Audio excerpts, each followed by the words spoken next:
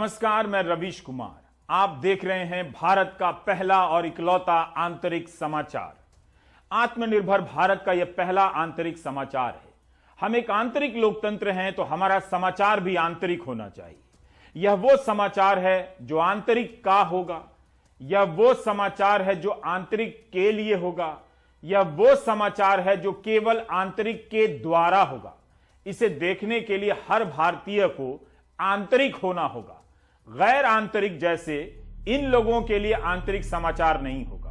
Riyana, Greta Thunberg, Jamie Margolin, Ilhan Omar, Haley Stevens, Maria Abi Habib, Shawn हेन्यू, Jerry Dyer, Steve Cohen, Claudia Webbe, John Cusack, Annalisa Merelli, Kel Brook, Mehdi Hasan, Meena Harris, Mia Khalifa, ये लोग आंतरिक समाचार नहीं देख सकेंगे।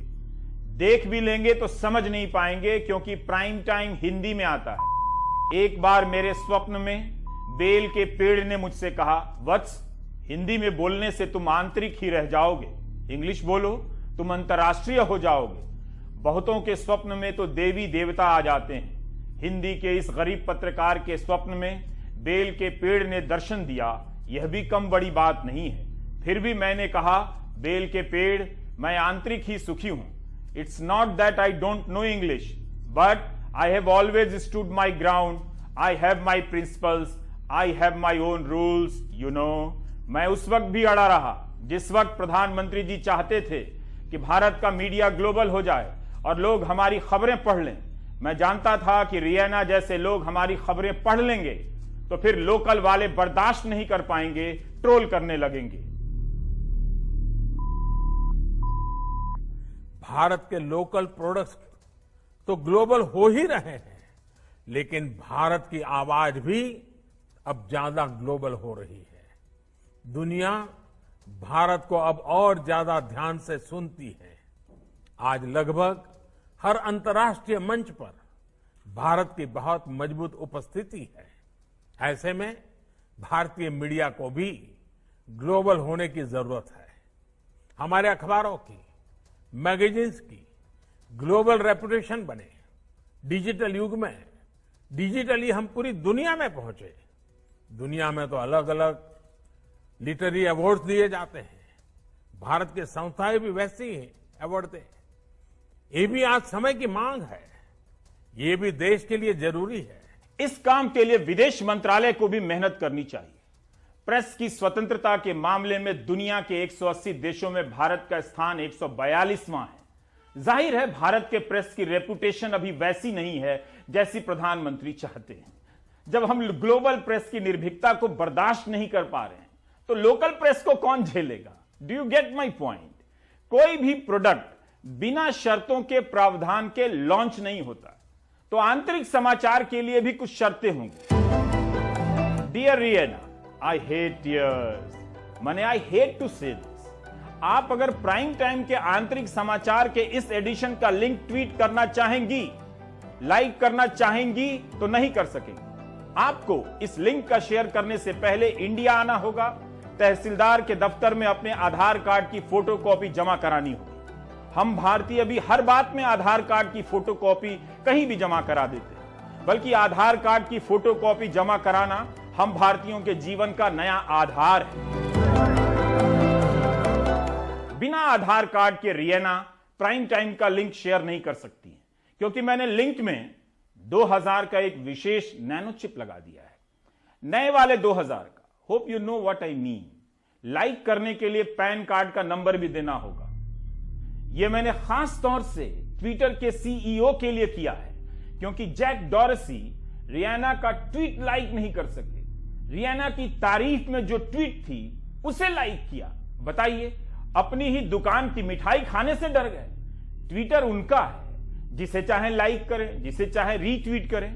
खैर, ये ट्विटर के चीफ जैक डॉरसी का अपना आंतरिक मामला है। मैं अपने आंतरिक मामले तक ही सीमित हूं। वे चाहेंगे भी तो प्राइम टाइम को लाइक नहीं कर सकेंगे। आंतरिक समाचार को सुरक्षित भी किया गया है। जहां जहां से इसकी तरंगे गुजरती हैं, वेवलेंथ, वहां वहां पर आंतरिक चौकीदार लगा दिए गए। रात 9 से 10 बजे वे सख्त पहरा देंगे। आंतरिक समाचार की सुरक्षा के लिए भी अंतरिक्ष में इंजीनियर भेजने का प्लान बनाया है मैंने।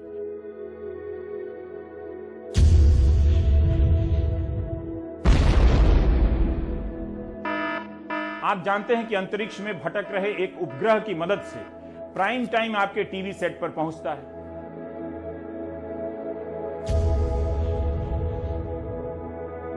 हमने अपने इंजीनियर से कहा है कि वे अंतरिक्ष में जाकर देखें और पता लगाएं कि कोई एलियन भी प्राइम टाइम तो नहीं देख रहा।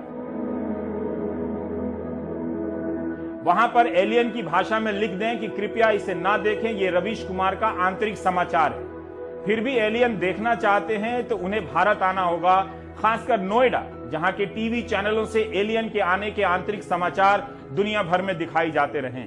नोएडा आने पर एलियन से आधार कार्ड और पैन कार्ड का नंबर नहीं मांगा जाएगा, क्योंकि वे हमारे अतिथि होंगे। आप देख रहे हैं आत्मनिर्भर भारत का पहला आंतरिक समाचार। समाचारों की दुनिया में क्रांति लाने वाला समाचार। यह समाचार आंतरिक नागरिकों के लिए फ्री होगा। बिना आधार कार्ड की फोटो कॉपी जमा कराए कोई भी इसका लिंक शेयर कर सकता है, ट्वीट कर सकता है। सबसे पहले मजनू का टीला और झुमरी तिलैया से सभी दर्शकों के लिए प्राइम टाइम का लिंक फ्री होगा। उसके बाद सचिन तेंदुलकर, विराट कोहली, करण जौहर, अक्षय कुमार, सुनील शेट्टी, अजय देवगन, रोहित शर्मा, शिखर धवन, अनिल कुंबले, एकता कपूर, रवि शास्त्री, कैलाश खेर इसे देख सकेंगे। आप में से जो भी आंतरिक समाचार देखना चाहे, मेरी सलाह है जरूर देखें, लेकिन आंतरिक तौर पर ही देखें। आंतरिक समाचार को आंतरिक तौर पर छिप कर देखें, क्योंकि प्राइम टाइम का लिंक शेयर करने पर बाहर आपके पुतले जलाए जा सकते हैं, आपकी निंदा हो सकती है। इसलिए प्राइम टाइम का लिंक ट्वीट करने से पहले आंतरिक तौर पर सोच समझ लीजिए।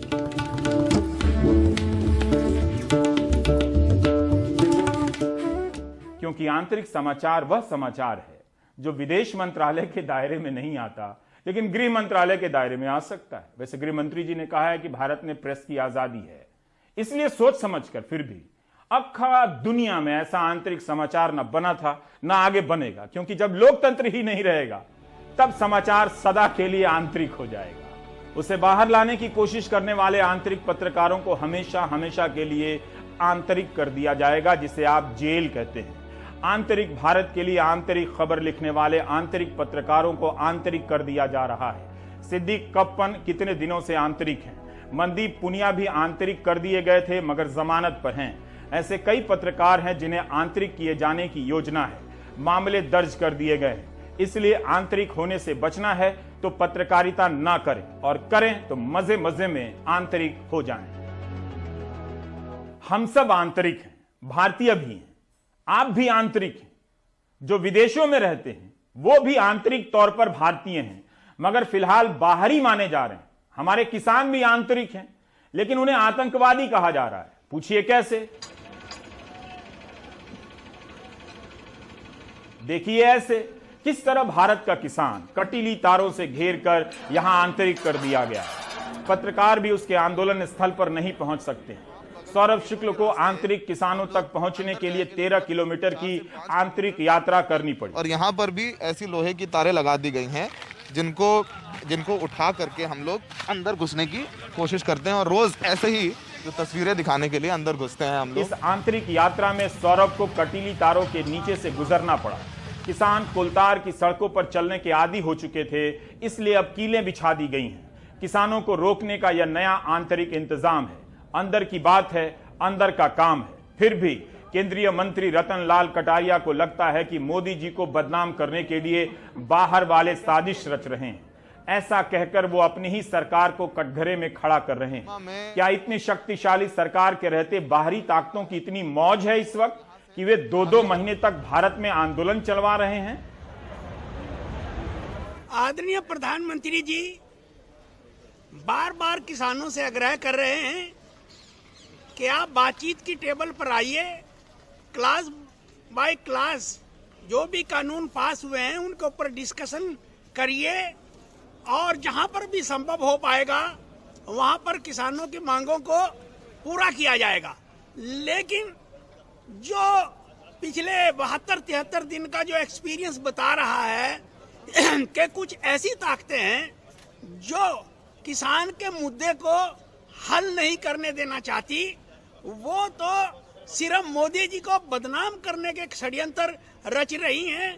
अब इतनी नीचता के ऊपर कुछ लोग उतर आए हैं कि विदेशों का सहारा ले रहे हैं सरकार को बदनाम करने के लिए, और रिहाना जैसी शख्सियतों से ट्वीट कराए जा रहे हैं जिससे सरकार बदनाम हो। तो आप देख रहे हैं भारत का पहला आंतरिक समाचार। महात्मा गांधी जब दक्षिण अफ्रीका गए तो ब्रिटिश हुकूमत की नस्ल भेदी, रंग भेदी नीतियों के खिलाफ सत्याग्रह कर दिया। सत्याग्रह का प्रथम प्रयोग भारत से बाहर की धरती पर हुआ। क्या गांधी जी को दक्षिण अफ्रीका के आंतरिक मामलों में दखल देनी चाहिए थी? करण जौहर ने तो ब्लैक लाइव्स मैटर के मामले में ट्वीट किया था। क्या वो आंतरिक मामलों में दखल था? आंतरिक दर्शकों के लिए आंतरिक समाचार लाना आसान काम नहीं है। मनदीप पुनिया कुछ दिन पहले आंतरिक कर दिए गए थे, यानी जेल भेज दिए गए। जमानत पर बाहर आने के बाद जेल में बंद किसानों की आंतरिक कहानियां लेकर आए हैं। जगबीर सिंह, नरेंद्र गुप्ता, बाबा जीत सिंह, मनोहर लाल, मलकीत सिंह और जसविंदर सिंह की कहानी बताना चाहते हैं। जी, मैं जिन किसानों के नाम लिख के लाया था पैरों में, उनमें से एक जसमिंदर सिंह थे। जसमिंदर सिंह 43 साल के किसान हैं, मानसा के पैरों गांव के किसान हैं। वो 5 एकड़ की खेती करते हैं वो, और वो उनको नरेला मार्केट से पुलिस ने 29 जनवरी को उठाया था। नरेला मार्केट में वो अपने जो किसान साथी थे उनके साथ कई किसान साथी गए हुए थे साबुन, तेल ये सब लाने के लिए। तो जब वो वापस लौट रहे थे तो पुलिस ने एकदम उनके ऊपर हमला किया लाठियों से और उनको गिरफ्तार किया और डीटीसी की बस में उनको डिटेन कर लिया। और उसके बाद उस बस को घुमाते रहे, उसमें यही कहते रहे कि आप आधार कार्ड दिखा दें, आपकी आईडी दिखा के हम छोड़ देंगे, लेकिन उनको छोड़ा नहीं और उनको गिरफ्तार किया। और उसके बाद उनके ऊपर जो धाराएं लगी हैं उनको खुद किसानों को नहीं पता है। सबसे विचित्र मुझे लगा कि जो मनोहर लाल खट्टर साहब हैं, उनका गाँव है हरियाणा में बनियानी, उनके गुरुद्वारा के ग्रंथी वो लंगर खिला रहे थे बुराड़ी मैदान में। बुराड़ी मैदान असल में सरकार ने खुद अलॉट किया था कि यहाँ पर आप प्रदर्शन कर सकते हैं। वहां पे भी कुछ किसान मौजूद थे तो उनको लंगर खिलाते थे। बाबा जीत सिंह 70 साल के थे, वो ग्रंथी हैं गुरुद्वारे में, खट्टर साहब के गांव के गुरुद्वारे में। उनको भी उठा लाए, उनको भी पीटा हुआ था। 70 साल के किसान को, मतलब एक 70 साल के एक आदमी जो लंगर खिला रहा, किसानों की सेवा कर रहा, उनको भी पीटा हुआ था। तो वो भी अपने निशान दिखाते थे। तो मैंने उनसे भी पूछा कि आपने संपर्क करने की कोशिश की, कुछ आप बातचीत हो पाई? तो बोले कि एक दिन उनको फ़ोन करवाया गया था किसानों को घर पे बात करवाने के लिए। लीगल एड की भी जैसे चल रही थी उनकी प्रोसेस, अंगूठा लगवाने के लिए जो जेल के अधिकारी थे वो लोग आते जाते थे, लेकिन वो असल में नहीं समझ पा रहे थे कि ये जो धाराएं हैं, क्योंकि वो उन वकीलों से थोड़ी ना मिल पा रहे हैं। जैसे एक जगबीर सिंह थे, हरियाणा के बुजुर्ग थे, वो रिठाल गांव है रोहतक में, रिठाल वहाँ के थे। वो 65 साल के आसपास उनकी उम्र रही होगी। तो वो अपने भाई के घर जा रहे थे, राजेंद्र प्लेस, तो उनको उठाया और उनके जो चोटें हैं वो तो और भी बहुत गंभीर सी थी। वो तो अपने भाई, उनके कोई भाई रहते हैं रिलेटिव गांव से ही, राजेंद्र नगर, वो वहां जा रहे थे, उनको बीच से उठाया गया। एक जो इक्को व्हीकल चलता है, मारुति इक्को, जो इस्तेमाल करते हैं लोग सवारियां ढोने में, तो उसमें से उनको गिरफ्तार किया गया। तो वो समझ नहीं पा रहे थे अपनी गिरफ्तारी। वो पुलिस ने पहले से शायद नजर रखी हुई होगी इन लोगों पे, तभी गिरफ्तारी हो पाई या पहचान पाए। वो जो उनसे बात हो रही थी वो यही बता रहे थे कि जैसे जो भी ऐसे लग रहा था 28 को 29 को कि किसान जैसा है, किसान जैसा दिख रहा है, उसी को ही उठा लिया उन्होंने। ऐसे ही मेरे जो चक्की थी, जिस चक्की में बंद था, उसके साइड में तरन तारण कह रहा हूँ, सॉरी, गुरदासपुर के डेरा बाबा नानक से 2 नौजवान थे। वो असल में पंजाब के जो किसानी लहर के जो लोकगीत हैं वो गुनगुनाते थे।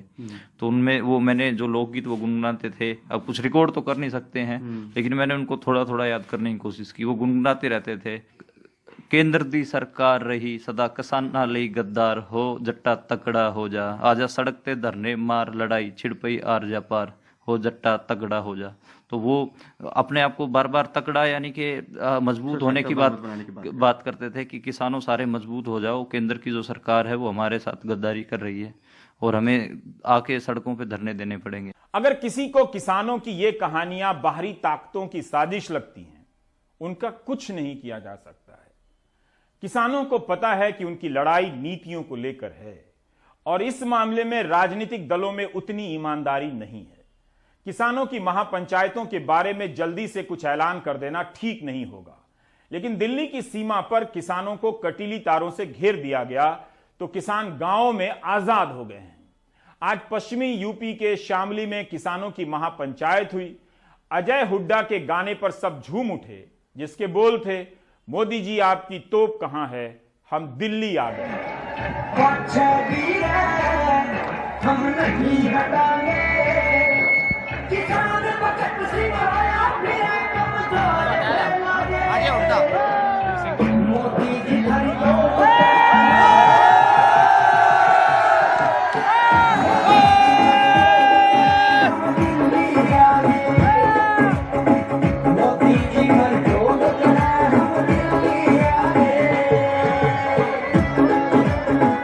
गाने में दिल्ली को चुनौती दी जाती है और जब दी जाती है तब किसान झूम उठते हैं। क्या वाकई सरकार के भीतर बैठे लोग इन महापंचायतों को नोट नहीं कर रहे हैं? अभी भी क्या ये किसी अंतर्राष्ट्रीय साजिश के तहत जमा हो रहे हैं, गा रहे हैं?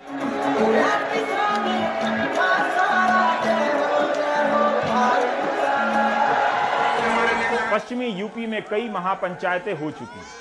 शामली की इस महापंचायत से पहले धारा 144 लगने की खबर आई थी, लेकिन राष्ट्रीय लोकदल के नेता जयंत चौधरी ने ट्वीट किया कि इसके बाद भी शामिल होंगे, शामिल हुए। दिल्ली की सीमा पर कटीली तारों से घेरकर आंदोलन स्थल को छोटा किया गया है, लेकिन क्या ऐसा गांव-गांव की सड़कों पर करना संभव होगा? हर महापंचायत में भीड़ अब एक प्रतीक बनती जा रही है। संख्या से ताकत का प्रदर्शन किया जा रहा है।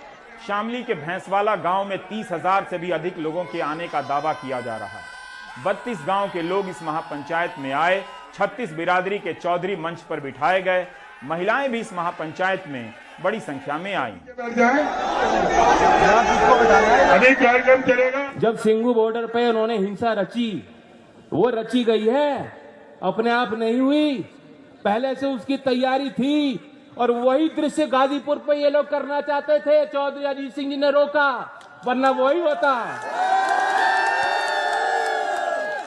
और यूपी में लोकतंत्र नहीं बच रहा, यहाँ न्याय नहीं मिलता किसी को, गाड़ी में बैठा के गाड़ी पलटा दी जाती है। ये वही करना चाहते थे। चौधरी साहब ने उस बात को पहचाना, रोका, और आपकी हिम्मत, आप खड़े हो गए तब से। चाहे मुजफ्फरनगर में हुई हो, चाहे बड़ौत में पंचायत हुई हो, चाहे मथुरा में हुई हो, बिजनौर में हुई हो, और आज भैंसवाल में आप आए। आप इस सरकार की आंखें खोलने का काम कर रहे हो। इतनी तरह की महापंचायतें हो रही हैं कि पता करना मुश्किल है कि कौन सी पंचायत किसानों की है और कौन सी राजनीतिक दलों की। पंचायत का आयोजक कोई भी हो, किसान बड़ी संख्या में वहां पहुंच रहे हैं। ऐसे में राजनीतिक दलों पर दबाव है कि वे इन पंचायतों से कब तक दूर रह सकते हैं। किसानों की महापंचायतों में नेताओं को मंच पर ना बिठाने की शर्तों को लागू करना अब मुश्किल होता जा रहा है और मोदी सरकार को ये काले कानून वापस लेने पड़ेंगे। दौसा की इस महापंचायत में कांग्रेस नेता सचिन पायलट भी शामिल हुए। इसके पहले भी यहां 1 फरवरी को महापंचायत हुई थी। दावा किया जा रहा है कि पायलट स्टेडियम में हुई यह महापंचायत किसान संगठनों ने बुलाई, लेकिन इसके आयोजन में विधायक मुरली मीणा और विधायक जीआर खटाणा भी सक्रिय नजर आए। उनियारा विधायक हरीश मीणा, चाकसू विधायक वेद प्रकाश सोलंकी, मसूदा विधायक राकेश पारिक और नीम का थाना विधायक सुरेश मोदी भी और टोडा भीम विधायक पीआर मीणा भी पहुंचे। शायद यह पहली पंचायत होगी जिसमें इतनी बड़ी संख्या में विधायकों ने हिस्सा लिया। इस महापंचायत को कांग्रेस से अलग कर नहीं देखा जा सकता है। सचिन पायलट ने कहा कि किसान अलगाववादी और उग्रवादी नहीं हैं और उनके साथ दुर्व्यवहार ठीक नहीं है। इस बार भी यहां महिलाओं की उपस्थिति देखने को मिली। दौसा के महापंचायत में मीणा और गुज्जर समाज के बड़ी संख्या में लोग मौजूद थे। यहां लक्ष्य तय किया गया कि हर गांव से 7 फरवरी को 100 लोग दिल्ली की सीमा पर भेजे जाएंगे। दौसा में एक बड़ी किसान महापंचायत का ऐलान हुआ था किसी कृषि कानून को लेकर। अब तक जो राजस्थान है उसमें जो किसान आंदोलन है वो दिल्ली और हरियाणा के बॉर्डर तक ही सीमित रहा है, लेकिन आज हम देख रहे हैं कि बड़ी तादाद में यहाँ किसान इकट्ठा है। वैसे यहाँ पर पॉलिटिकली कांग्रेस का भी समर्थन रहा है, लेकिन ये जो किसान है, आइए इनसे बात करते हैं और पूछते हैं कि क्या इशू है। काका, एनडीटीवी को शुक्रिया जो यहाँ के आप आवाज सुन रहे हैं, और सारे चैनल हैं रद्दी हो गए, कोई किसानों की बात नहीं सुन रहा। अच्छा काका, आप बताइए आप कौन से गांव से आए हैं? गुलाब चंद मीणा, पूर्व जिला परिषद सदस्य महुआ दौसा। ठीक है, गुलाब चंद जी ये बताइए कि कृषि, अभी तक हमने देखा है कि बहुत बड़ी तादाद में जो किसान हैं वो दिल्ली बॉर्डर पे नहीं गए हैं राजस्थान से, तो अब यहाँ दौसा में आप लोग इकट्ठा हो रहे हो, तो आगे की क्या रणनीति रहेगी और क्यों इकट्ठा हो रहे हो? क्या एक मिनट मुद्दा क्या है, आपकी क्या मांगे हैं? हमारी मांग है तीनों कृषि कानून वापस हो, MST लागू हो, और अभी जो बजट में इनने DAP और यूरिया का मूल्य बढ़ाया है और LIC का निजीकरण किया है, वो सारे कानून खत्म होने चाहिए। अच्छा, आपको लगता है कि एक जाति विशेष के लोग यहाँ पे इकट्ठे हुए हैं? ज्यादातर लोग हम जिनसे बात कर रहे हैं या तो गुर्जर है या मीणा है, तो क्या ये जाति विशेष है? ऐसा कुछ नहीं है, सर्व समाज से है। हाँ। ये किसान है जो सब सर्व समाज से है, सातों समाज से बिलोंग करते हैं। मैं MSc कर रहा हूँ एग्रीकल्चर से। ठीक है।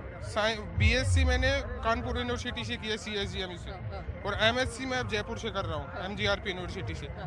अब एक किसान का बच्चा कैसे दिन रात खेती करके उसका माँ बाप उसको पढ़ाते हैं मैडम, इस गवर्नमेंट को ये समझ नहीं आ रही है कि भाई इस देश में 82% सीमांत किसान है, 82% उसके पास 2 बीघा से 5 बीघा जमीन है, वो कहाँ से कॉन्ट्रैक्ट कर लेगा? हमारे गांव से अब आज ये पंचायत हुई है, यहाँ से कम 300-400 लोग लेके आए हैं, लेकिन दिल्ली बॉर्डर पे हम कम से कम 100 लोगों का टारगेट है हमारे गांव से।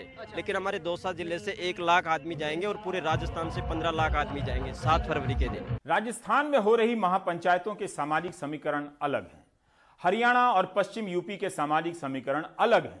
कई लोग इन महापंचायतों का अध्ययन करने और निष्कर्ष निकालने की जल्दीबाजी कर रहे हैं। हरियाणा के सिरसा जिले के नाथुसरी चोपटा गांव में किसानों की महापंचायत हुई। 45 गांवों के लोगों ने हिस्सा लिया। इसे 45सा महापंचायत कहते हैं। इस महापंचायत में हर तरह के किसान आए, छोटे, मझोले और बड़े भी। आमतौर पर यह छवि बनाई जा रही है और इन महापंचायतों को जाटलैंड या जाट समाज के शक्ति प्रदर्शन से जोड़ा जा रहा है। यह सही नहीं है। इन पंचायतों में सभी जातियों के किसान आ रहे हैं, बुलाए जा रहे हैं। 2016 के जाट आरक्षण आंदोलन और हिंसा के बाद राजनीति ने हरियाणा में जाट बनाम गैर जाट का ध्रुवीकरण कर दिया था और किसानों की पहचान मिटा दी। क्या इन महापंचायतों के जरिए जाट बनाम गैर जाट का अंतर मिटने लगा है? इस सवाल का जवाब हरियाणा में ढूंढा जाना चाहिए, लेकिन यूपी की महापंचायतों के अलग सवाल होंगे। हरियाणा में आरक्षण के बहाने जाट समाज को गैर जाट समाज से अलग किया गया, तो पश्चिम यूपी में दंगों की राजनीति के बहाने जाट समाज को बाकी समाज से अलग कर दिया गया। किसानों में एहसास तो है कि दंगों से ताकत ही कमजोर हुई है। देखने की बात होगी कि किसान अपनी किसानी की पहचान को किस रूप में नए सिरे से गढ़ते हैं। क्या वह पहचान आंदोलन खत्म होने के बाद भी जारी रहेगी या गोदी मीडिया के 4-5 हिंदू मुस्लिम डिबेट से फिर से सब वैसा ही हो जाएगा? इन गांवों के लोगों का कहना है कि वे पारंपरिक रूप से इनेलो के मतदाता नहीं रहे हैं, इनेलो के खिलाफ मतदान करते रहे हैं, बीजेपी का ही साथ दिया है। लेकिन विधायक की सदस्यता छोड़ने के कारण अभय चौटाला का यहां स्वागत किया गया। हमारे सहयोगी राजेंद्र सिद्धू ने इस महापंचायत को कवर किया है। मैंने अपनी तरफ से प्राइवेट बिल ला करके भी किसान के खिलाफ बनाए गए तीनों कृषि कानूनों का विरोध किया। मैंने प्राइवेट बिल ला करके कहा कि इस पर चर्चा होनी चाहिए, इन प्राइवेट बिलों के ऊपर चर्चा करो और चर्चा करने के बाद इस पे वोटिंग करो। लेकिन मेरा प्राइवेट बिल डिसअलाउड करने की बजाय ये कह करके ठंडे रास्ते में रख दिया कि इस पे आने वाले समय में विचार करेंगे। राकेश टिकैत ने कहा है कि यूपी और उत्तराखंड में चक्का जाम नहीं होगा। किसान तहसीलों में ज्ञापन देंगे क्योंकि इस वक्त गन्ने की कटाई चल रही है और किसान थके हुए हैं। संयुक्त किसान मोर्चा ने कहा है कि दिल्ली में चक्का जाम नहीं होगा, लेकिन 6 फरवरी को देश के अलग अलग जगहों पर राष्ट्रीय और राजकीय राजमार्गों पर चक्का जाम किया जाएगा। वैसे भी दिल्ली में चक्का जाम करने की जरूरत नहीं है, यहां पर हर दिन हर पल जाम ही रहता है। किसान नेताओं ने कहा कि सिर्फ 3 घंटे के लिए जाम होगा, शांतिपूर्ण, और उसके लिए भी किसान लोगों से माफी मांगेंगे। मैं इस वक्त गाजीपुर बॉर्डर पर हूं और 2 महीने से ज्यादा का वक्त हो गया है जब किसान आंदोलन पर यहां पर गाजीपुर बॉर्डर पर बैठे हुए हैं और कल से स्ट्रेटजी बन रही थी कि उत्तर प्रदेश और उत्तराखंड में चक्का जाम कैसे किया जाएगा, लेकिन अभी राकेश टिकैत की और बलबीर सिंह राजोवाल जी की बैठक के बाद में राकेश टिकैत जी ने ये कहा कि अब ये चक्का जाम उत्तर प्रदेश और उत्तराखंड में नहीं होगा। हम कुछ किसान हैं हमारे साथ में, हम उनसे बात करते हैं कि आखिर अचानक स्ट्रेटजी क्यों चेंज कर दी टिकैत जी ने। दरअसल कोई स्ट्रेटजी आंदोलन के प्रति चेंज नहीं हुई है।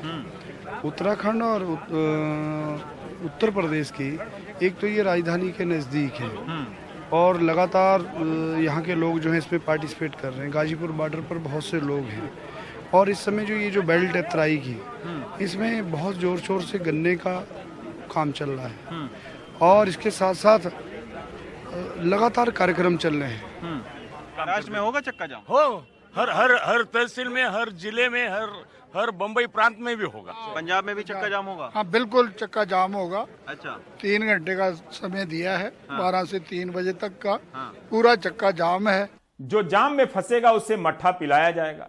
आप देख रहे हैं भारत का पहला इकलौता आंतरिक समाचार। गोदी मीडिया अगर ना दिखाए तो आंतरिकता हमारी कहां जाएगी, खो जाएगी। अब देखिए, IMA इंडियन मेडिकल एसोसिएशन का कहना है कि कोविड से 734 डॉक्टरों की मौत हुई है। सरकार ने संसद में कहा है कि कोविड से 162 डॉक्टरों की मौत हुई है।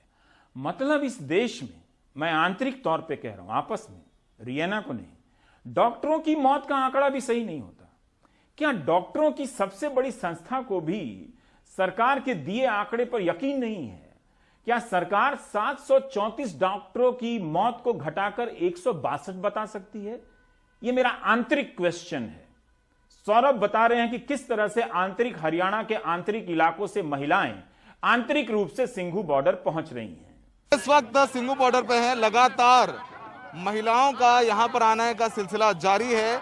हमने देखा पंजाब की महिलाएं, लेकिन अब हरियाणा से हजारों की तादाद में ऐसे ट्रैक्टर्स में बैठ करके महिला पहुंच रही हैं। हर रोज महापंचायत हो रही हैं और हर गांव से महिलाएं आ रही हैं, हर घर से महिलाएं आ रही हैं, हर घर से एक महिला आ रही है। बुजुर्ग भी हैं यहाँ पर, आपको नजर आएगा, और हर वर्ग की, हर उम्र की महिलाएं आपको नजर आएंगी। अब देखेंगे नीचे भी महिलाओं को और बराबर नारे लगा रही हैं। इनसे बात करेंगे और इनसे पूछेंगे कहाँ से आई हैं और क्या कुछ सोच है इनकी। आपका नाम क्या है? बबीता जी। कहाँ से आई हैं आप? सिसाना से आए जी। सिसाना से आए हैं। सोनीपत में? सोनीपत से। ये बताइए कि आपके गांव से कितनी महिलाएं आई हैं? जी हमारे गांव में तो महिलाएं तो बहुत जनिया हैं। कल हमारे 150-200 ट्रैक्टर आ रहे थे। अच्छा, महिलाओं के? नहीं, सबके। सबके? हाँ। तो अब आप लोगों ने क्यों सोचा कि हम लोग को भी चलना चाहिए? हमने अपने हक पर, हमारे आदमी पड़े तो हम क्या जाएंगे, हम अपने हक पर लड़ रहे हैं, हक पर आए हैं। अच्छा, हक चाहिए हमने अपना।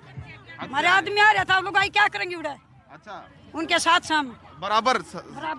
आप कहाँ से हैं? सुसाने से। अच्छा, ये बताइए कि आपके हस्बैंड भी आए हैं? ना भाई, मेरा भाई आ रहे हैं। अच्छा, आपके भाई आ रहे हैं? हाँ। तो आप यहाँ पर आई हैं, क्या देख रही हैं, क्या माहौल लग रहा है? यहाँ का माहौल एकदम तो ठीक है, लेकिन मोदी सरकार का माहौल खराब है भाई। उसने इतनी भी सोच नहीं, कितने बड़े आदमी बैठे हैं, छोटे बच्चे आ रहे हैं, जवान आ रहे हैं, लेडीज आ रही हैं। इनको देखना चाहिए, सोचना चाहिए, बोलना चाहिए। उनको इस बात का कुछ अपने दिमाग में विचार भी लगाना चाहिए कि कितनी पब्लिक दुखी हो रही है या किस लिए हो रही है, तो उनकी मांग पूरी करनी चाहिए। आप आपका नाम क्या और कौन सी खाप से हैं आप? जी हमें सोनीपत से आए हुए हैं। अच्छा, मतलब गाँव तो है, लाट जोड़ी है। अच्छा, हाँ, आप बहुत सारे। आप यहाँ पर इतनी सारी महिलाएं आई हुई हैं। हाँ। आप लोग आपस में क्या बातचीत करते हैं? तीनों कानून रद्द कराने के लिए नारे लगा रहे हैं आप लोग? जी हम इसलिए नारे लगा रहे हैं कि हम अपने हक लेने के लिए आए हैं। आप देख रहे हैं दुनिया का पहला आंतरिक समाचार। मैंने प्रोड्यूसर से कहा कि स्क्रीन पर सुपर आंतरिक, डुपर डुपर आंतरिक लिख दो, लेकिन उसने मना कर दिया। अंदर की बात मैं बाहर बता रहा हूं आप लोगों को। किसान आंदोलन को लेकर बड़ी संख्या में लोग आंतरिक तौर पर कविताएं लिख रहे हैं, गीत लिख रहे हैं, गा भी रहे हैं। जरूरी नहीं कि सारी कविताएं मुझी को भेजें, कुछ अपने दोस्तों को भी भेजिए। सभी के लिए जगह देना संभव नहीं है, लेकिन इन कविताओं और गीतों को किसी को संकलित करना चाहिए। लिखने वालों से अनुरोध है कि आप सभी आंतरिक तौर पर लिखना जारी रखें। बल्ली सिंह चीमा प्रतिरोध की गजलें लिखते हैं। उनका एक शेर है, सब कुछ बदल रहा है, चश्मा उतार कर देख।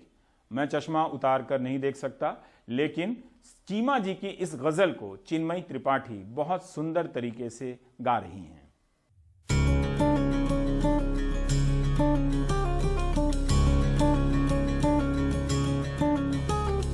जनता के हौसलों की सड़कों पर धार देख, सब कुछ बदल रहा है, चश्मा उतार देख।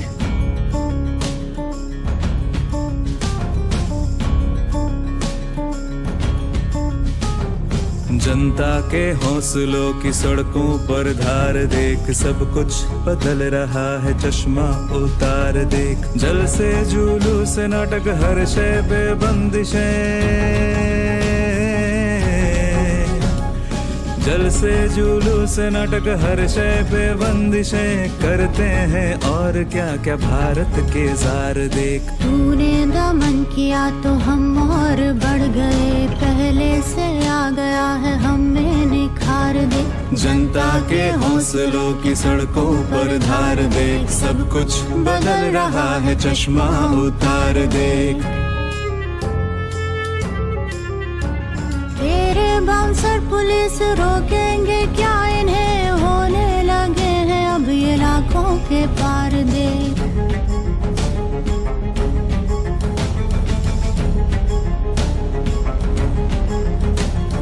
तेरे बाउंसर पुलिस रोकेंगे क्या इन्हें, होने लगे हैं अब ये लाखों के पार दे। सच बोलना मना है गांधी के देश में, फिर भी करे हिमाकत ये खाक सार देख। कविता बुझा रही है नफरत की आग को, पानी बना रहा है बल्ली का प्यार दे।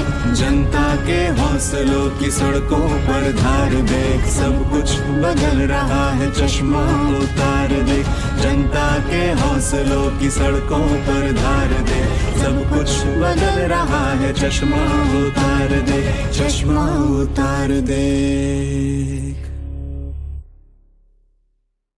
हमारे मित्र तहसीन मुनव्वर ने एक गजल लिखी है, उसका एक शेर है, एक आलम की खबर मुझको हुई जाती है, मैं खबरदार ना होशियार नहीं कुछ भी नहीं। राज्यसभा में किसानों के मसले पर बहस हुई, सबने सब कहा, इसके बाद भी किसानों ने वो नहीं सुना जो सुनना चाहते हैं। ना कानून जा रहा है, ना किसान जा रहे हैं, नाश्ते में कांटे आ रहे हैं, खाने में कीलें आ रही हैं, गोदी मीडिया के स्क्रीन पर गुलाब के फूल दिखाए जा रहे हैं, आंतरिक समाचार दिखाए जा रहे हैं। ब्रेक के बाद बात करेंगे प्रोफेसर DN झा की।